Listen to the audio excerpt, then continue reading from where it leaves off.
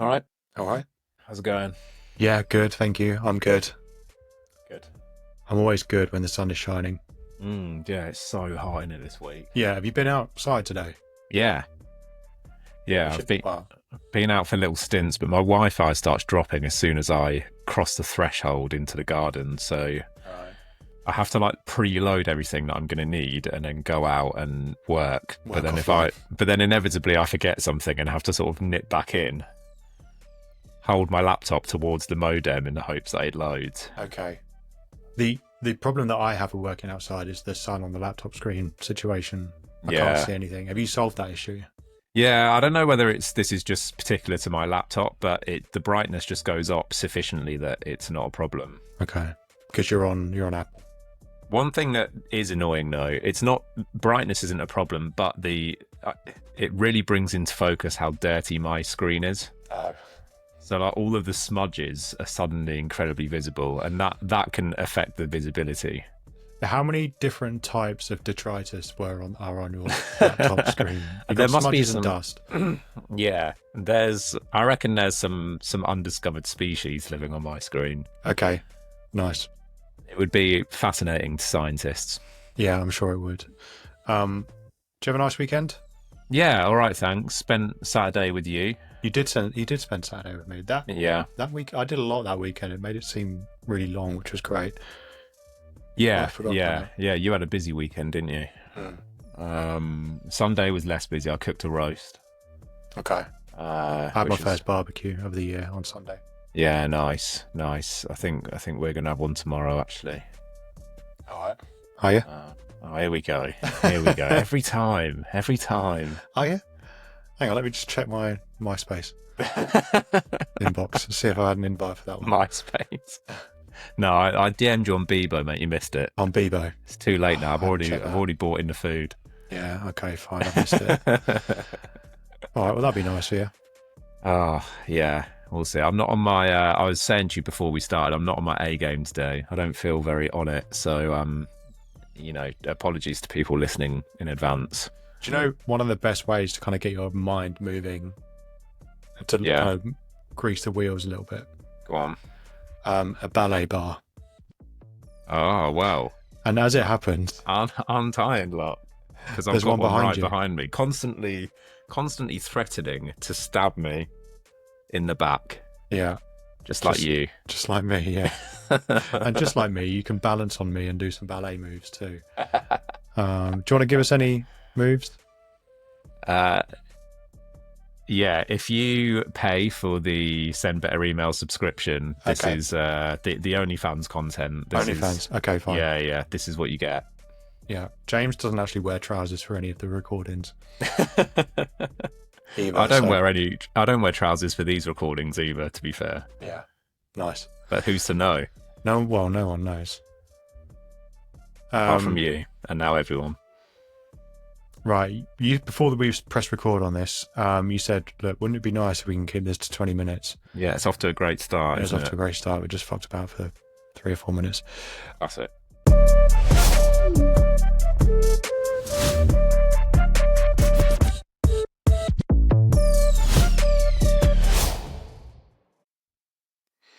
So, what do you want to talk about this week? So, this week is actually part 1 of what we expect will be a trilogy, Jamie. And the trilogy is aimed at creators that are thinking of starting a newsletter. And creators could be anything from your Mr. Beasts and your huge YouTube, TikTok, Instagram stars through to your LinkedIn creators that have a small but incredibly dedicated audience that are thinking about a newsletter. So there's no bar to be met here in terms of a certain audience size. We're talking mostly about audience engagement and audience quality and audience value. You know, if you have a niche audience but it's high value, then that's just as valuable and just as worthy of newsletter content as your multi-million subscriber YouTube creator. So this episode is going to focus on why it's worth starting a newsletter if you're a creator. And then next episode, we're probably going to talk about the stuff that you should write about in your newsletter if you're a creator, and then we'll finish with how you go about moving your audience from whatever platform you're dominant on to a newsletter audience. Nice. Okay, perfect. So this is the part one of the trilogy then, the creator trilogy, Yes. not trademarked. I think to coin your phrase in prep, you called this the Fellowship of the Ring of the trilogy. Yes, There exactly. might be also like a reboot later on. There might be like an all-female cast of us instead Yeah. doing it. Or See how maybe that even goes. like a prequel. Or a prequel. I don't Yeah, know. I like that. The Hobbit. The Hobbit. That's your nickname, isn't it? Um, okay, cool. So this one's focusing on why you should build an audience, why you should send an email. Sorry, why you should build an email audience, and why you should send a newsletter to those people. Mm. And I think there's one big reason, right, that we need to have in big shiny neon lights and flashing bulbs. And what's that reason? Yeah, so that's the fact that it gives you another monetizable channel. I didn't know which one you wanted me to go for there, Jamie, because it could have also been the argument for first party data, which we made, I like to think, quite a compelling case for in episode 5. So go back and listen to that if you haven't. That's where we talk about the perils of over dependency on third party platforms like X, formerly known as Twitter, YouTube, LinkedIn, the algorithmic perils and the existential threats of those platforms. So we go into quite a lot of detail there. So there's a beauty in owning your data, and that gives your creator business loads more value. But I'm hoping you were directing me towards this other elephant in the room, which is your ability as a creator to monetize your newsletter, which I think is underrated by a lot of creators that have a dependency on a third party platform. Nice, you get first prize. And if your nickname is the Hobbit, my nickname is the elephant in the room.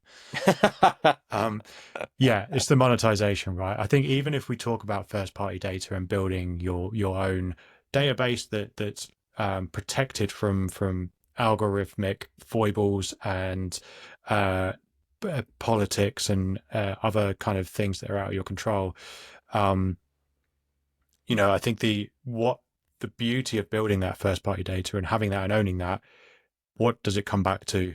Okay, well, there's a business reason for that, and that business reason is monetization. So I think the ultimate thing here is, okay, well, we're trying to make some money here, and I'm not going to do the show me the money from that Tom Cruise film. What is it?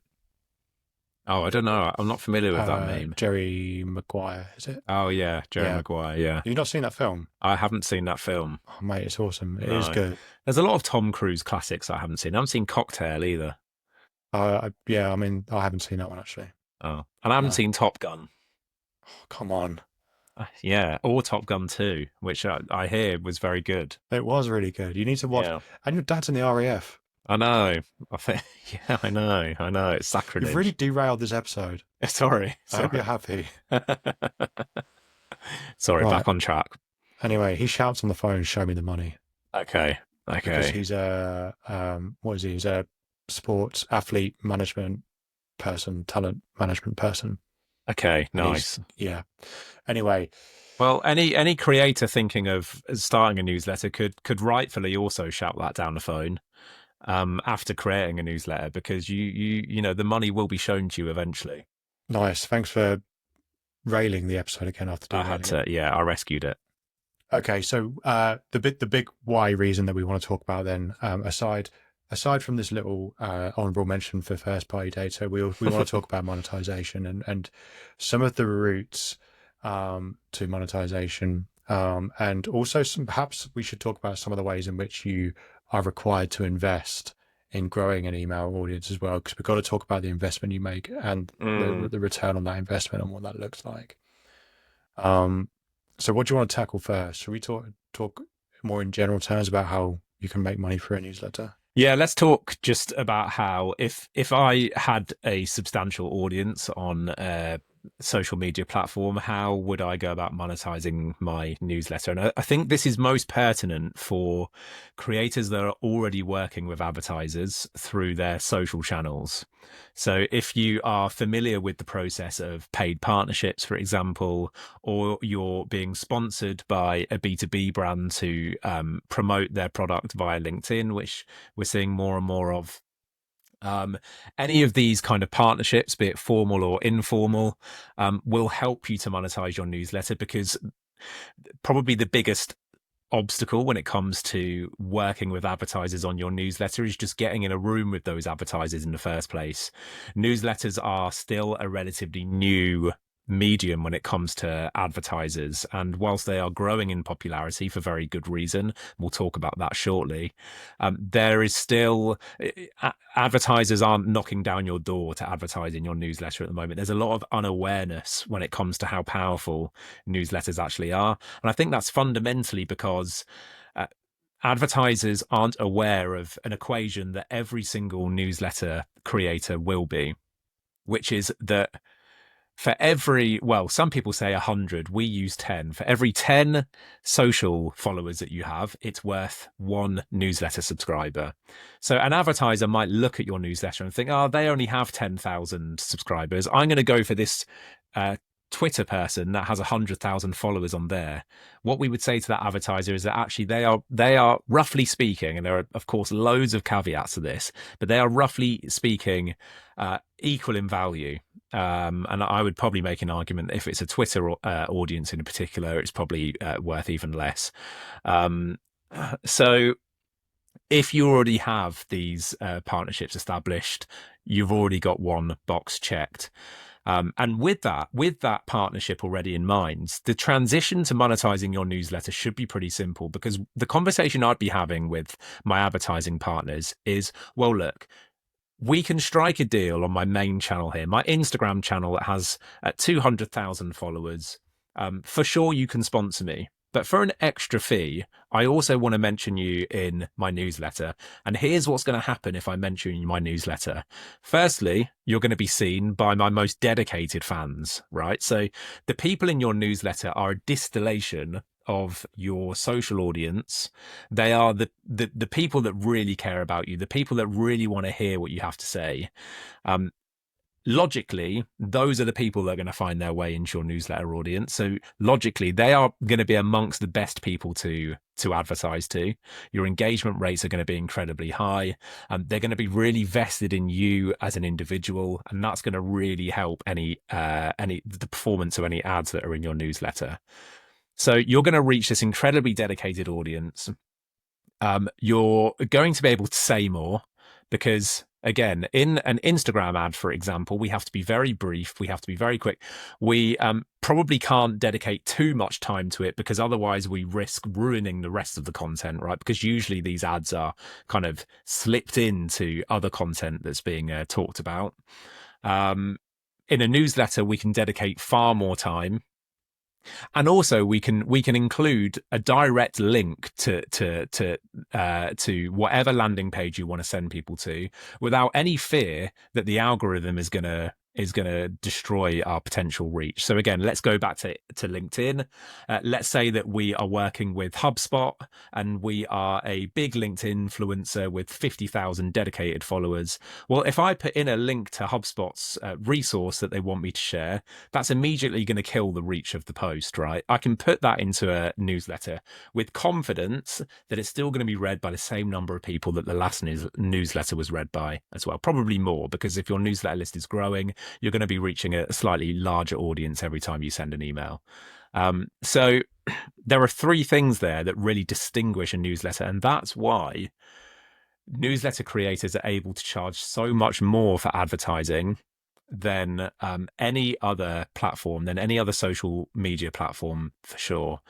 So whereas a YouTube creator might be charging, say, £2 per 1,000 views that they get, newsletter creators can charge up to £50 per 1,000. £20 is about the standard, but depending on the niche, if it's B2B, for example, £50 per 1,000 subscribers is certainly is certainly within kind of the common range. So yeah, it's a hugely valuable audience, and I think that is probably the biggest takeaway of this podcast, is that if you're thinking to yourself, well, I'm a creator, and I might be able to send 5 to 10,000 people over to my newsletter list. That could be 500, £1,000 per, I'm using pounds, it could be dollars, whatever. 500, £1,000 per newsletter send, if your audience is valuable. So it's really worth thinking about. We shouldn't compare uh, newsletter subscriber numbers with social media numbers. They are on completely different planes. Nice. I didn't want to interrupt you there because you were really on a flow, and you were saying lots of good stuff. Although I'm sure if we have American listeners, they're sitting there thinking, well, £1,000 of what? Yeah. But I think there's a really compelling case there, and we've only touched on one avenue of monetization, right? And that's through advertising partners, which is Yeah. arguably the most obvious way in which we could monetize a newsletter, and the one that's, if you're creating content and you already had partnerships and you're activating those partnerships on social media, it's something that you can do almost overnight, right? Okay, Mm. well, this is exciting.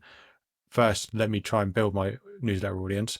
Once I've built that and I have some engagement stats, now I can have this conversation with my advertising partners that I already have a relationship with, and I could say, all right, well, there's this other avenue here, and it's going to be my super fans. And by the way, we can strike a deal where I place an ad in my newsletter over X amount of months, and this is the rate at which my list is growing. So you're reaching this many new people every single time. Yeah. It doesn't need to be a one and done situation. Yeah, Uh, absolutely. and so if we fence that off as one way to monetize there as advertising partners, what's another way in which we could monetize our newsletter? Yeah, so advertising partners is the low hanging fruit, and that's definitely where I'd start. But the world is your oyster when it comes to monetizing newsletters. What we have to think about here is the fact that we have this incredibly dedicated audience that aren't that isn't privy to algorithms, and that we own basically forever. I mean, emails have a sell by date eventually, but you can find lists that are 10 years old and that they're still getting 50% open rates. So you basically have them forever. Like, what doors does that open for you? And most people listening to this, hopefully their imaginations will now be racing, because if you can think of it, it's probably possible through a newsletter. So one of the most common mediums of monetization that we see through a newsletter is merch, for example. So maybe you already own an existing product. Depending on how established you are as a creator, you might have merch, but equally it may be that you have a 10% stake in a SaaS tool that you want to promote. You might already own, you might not need to work with advertisers because you have your own products to sell through the newsletter instead. Really powerful way of monetizing.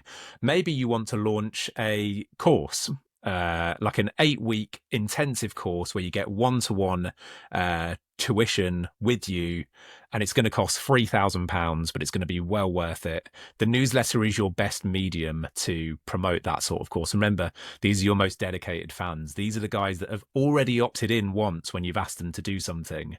So we know that they have a proven history of doing what you ask them to. They are the perfect audience for something like a course.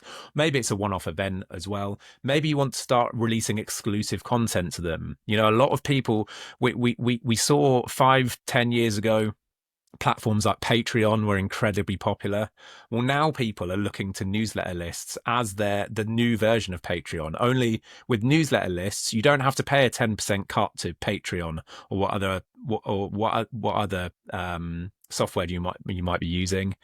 With your newsletter list, you get to keep 100% of any money that you make through that. So you might start releasing exclusive content, for example, and doing that through, like in exchange for a monthly payment. There are so many ways. There are like over 50 ways to monetize your audience, Jamie, when it comes to newsletters. But it all starts with a newsletter list, and this is the key thing. Yes, there are ways to monetize through LinkedIn, through Instagram, through YouTube, etc.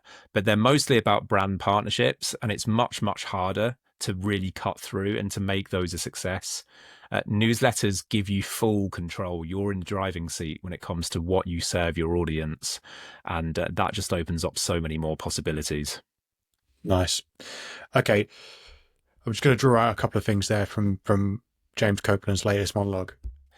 Which Sorry. I think the two things are really key there. So you've got, well, the first one we covered was advertisers and brand partnerships. The second route was, okay, we might have something of our own that we want to sell, and the newsletter audience is a tap that we can turn on and off and access at any point that we can sell stuff to that audience. And the third thing is then that newsletter audience, you might release a premium version of whatever you're sending in your newsletter, and then people pay monthly for additional content. There is a question around whether that's for everyone. James, that's something you've got experience in doing as well with a newsletter, and it's something that we are building right now, and it's something that we are building kind of behind the scenes. There will be a free version, and there'll be a premium version of that as well. So those are the key things that I kind of picked out from that chat. I think one thing that I would just say is that if I was going to chuck some my 2 cents in here, content creators have to switch their minds a little bit about how they're running their business. And you might just think, okay, well, Jamie, who are you to say, how content creators should be running their business because you have 3,500 LinkedIn followers and that's it. But what the challenge I want to present, or the opportunity I want to present, is how do we turn my big social media following into a more fully fledged business? And the best way to do that is to think about, how do we create a funnel? Okay. And what we want, and the social media following that we have is right at the top of that funnel. And we want to funnel people in down through this funnel, and we want them spending money as they go. We want them more engaged. We want them opted in, and we want them to buy things from us. And we have to think about how we're moving people through that funnel. And an email list is something that sits beautifully in the middle of that funnel, right? Because we're not awareness and acquisition like we are on social media at the top of that funnel. We're moving people in, and we're generating this nucleus of this core of super fans, of people that have opted in, have voluntarily given you their data so that you can contact them in a very personal way. And so they've made a commitment to you. And then we think about, okay, how do we take them to the next stage where we are monetizing that audience beyond just sending them content in a newsletter? We said we wanted to keep this episode at around 20 minutes. So I think we're about there for that. Yeah. Should we do a quick hot take before we wrap up? Let's do a hot take. Yeah.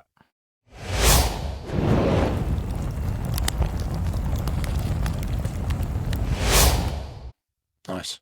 Shall I go first? Go on. Okay. My hot take is that content creators can't afford not to build an email audience. I think it's, especially when we see what's happening with social media platforms, you go as far back as Vine ending and people losing their audiences on there. Again, this is something we spoke about in episode 5, but we look at YouTube demonetizing people. We look at Twitter being bought by Elon Musk, being turned into X. We look at the will they won't they ban of TikTok in the US. All of these things make the audience fragile. And my hot take and my opinion is that content creators have to de-risk their business by building a newsletter audience, by building an audience that they own, and by monetizing that audience. Nice. Mine is really similar to yours. That's fine. Means we're on the same page. It's kind of exactly the same as yours, but just phrased slightly differently. More succinctly? I don't know about succinct, but it makes a slightly different point, I guess. Okay. I think content creators are lazy if they're not creating a newsletter. Look, you wanted a hot take. I'm giving you one. And the reason for that is Jamie's just outlined all of the benefits. What we haven't gone into too much depth about in this episode is the cost, right? Is what you have to invest. I would say, and we said we would as well, didn't we? We said we would. I mean, I guess I'm doing that now briefly, and we'll go into it in more depth in later episodes of the trilogy. But fundamentally, if you're used to creating content and you're already used to the treadmill of pushing out high value stuff to an audience, then creating a newsletter is going to be water off a duck's back for you. You're going to find it easy, relatively speaking, compared to editing videos, compared to doing loads of research for white papers that you're creating or blog posts that you're writing, compared to finding the right filter on your Instagram posts, whatever it might be. Writing newsletters is super easy and very affordable as well. If you're not doing it, in my view, you are lazy. Nice. Bit harsh, but yeah, you know, it's a bit out of order, mate, to be honest. Bit out of order, isn't it? Yeah. Okay. Yeah. Anything else to say on this? No, I don't think so. Cool. Okay. Well, thanks for listening, everyone. Cheers. Bye.